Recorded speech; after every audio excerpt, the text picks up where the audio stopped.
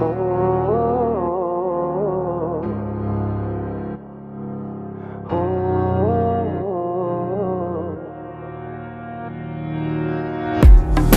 nebună, o furtună de femeie, că nu știu ce-mi face.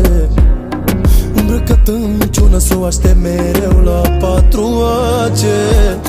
De sub piele ea îmi intră și nu pot să mă opun.